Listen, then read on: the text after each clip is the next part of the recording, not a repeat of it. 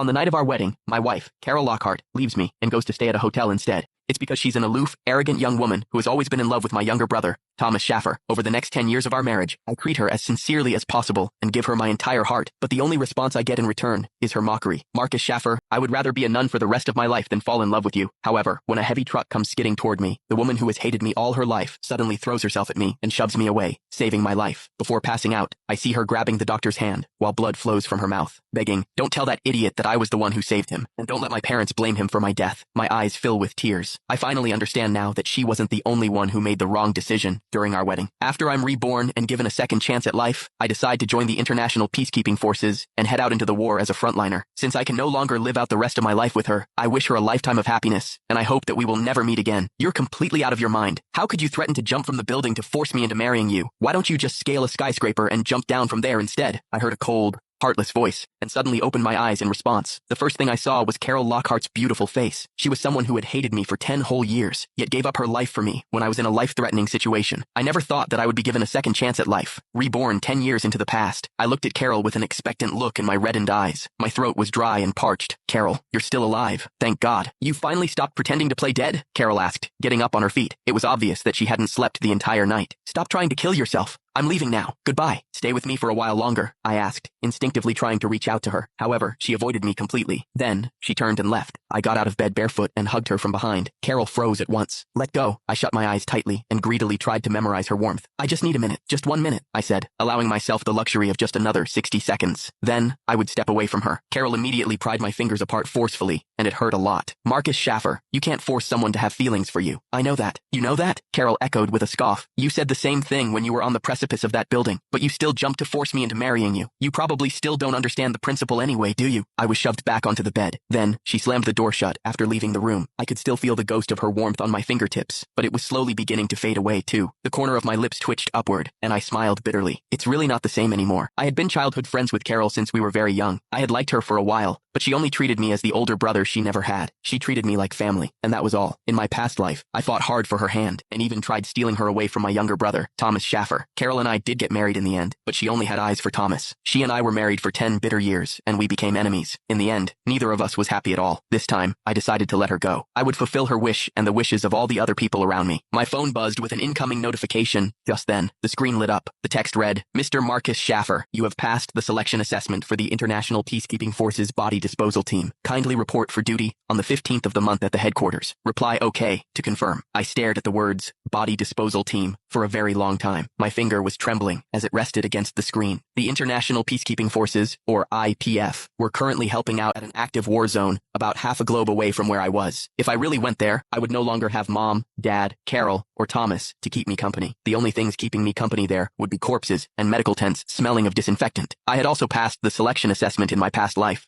but I had decided to give it up because I simply couldn't bear to leave Carol, my only source of warmth, behind. This time, I typed out "OK" determinedly and sent back my reply. After packing up for a bit, I finished the hospital paperwork for discharge and left. When I arrived back home and opened the door, the warm light shining from the inside, accompanied by my family members' conversations, somehow felt like an invisible barrier to me. Mark knew all along that I'd been dreaming of studying abroad for the longest time, and yet he still contacted the lecturer and stole the only spot away from me, Thomas exclaimed, sounding so upset that he was about to break into tears. "Mom, Mark's trying to drive me into a corner." "Don't cry, Tommy," I heard Mom say, trying to comfort Thomas. "I'll talk to Mark when he's back and make him give up his spot for you." Carol spotted me and pressed her lips into a thin line.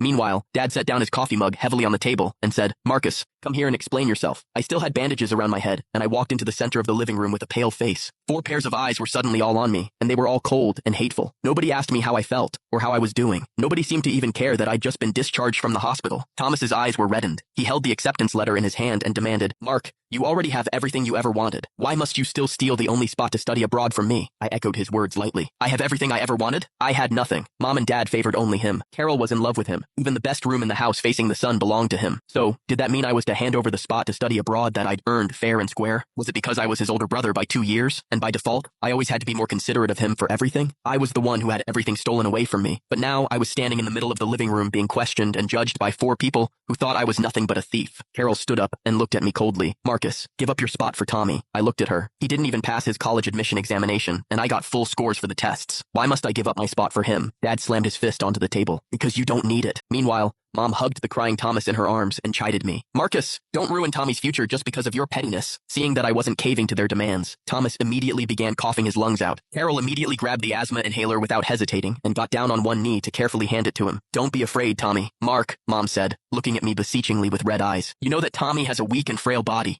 You're his older brother, and you're doing so much better than he is. Would it kill you to just give him what he wants? I looked at the closest 4 people to me, who were now driving me into a corner. Everything was always justified, because I was the older brother, and Thomas was sick and frail. I had given up my toys, my room, and even my parents' love and care in my past life. The only thing I had refused to give him was Carol, but Carol's heart had always been with him from the very start. When they sat together, they looked more like a family than I did. I just stood in the corner, hidden by shadows, and completely forgotten, like I was the odd one out. I was the one who earned that spot with my own efforts, I said calmly, but it doesn't matter to me anymore. I'll talk to the lecturer about it. It had always been my dream to further my studies overseas after graduating from college. However, since I had already decided to join the IPF, I decided that I didn't need to be so attached to all these things anymore. I had initially returned home tonight to inform them of my decision to join the IPF and to say my goodbyes to them properly, but I never thought that I'd still be unable to do what I wanted. If that were the case, then I would just forget about it. Carol froze for a bit. She then frowned and looked at me. However, Thomas's sudden sobbing immediately got her attention again. Carol, my chest hurts so much. I'll bring you to the hospital, she said, immediately helping him stand. She didn't even bother sparing me a single glance when they walked past me. Mom and Dad also rushed out after them. I had always dreamed of Mom and Dad showering me with the same amount of love, care, and concern that they did Thomas. However, I never received it in my past life, and I still never did in this new life. I suppressed the tingling feeling in my nose and forced a bitter smile on my lips. It's fine, Marcus. It's okay to be alone. My phone suddenly buzzed with a phone call. I answered it. Mr. Shaffer, we would just like to confirm with you on the final flower arrangements at the wedding venue. Would you still want us to use your favorite champagne roses? I gripped my phone hard until my knuckles turned white. I was the one who made all the arrangements for the wedding when Carol and I got married.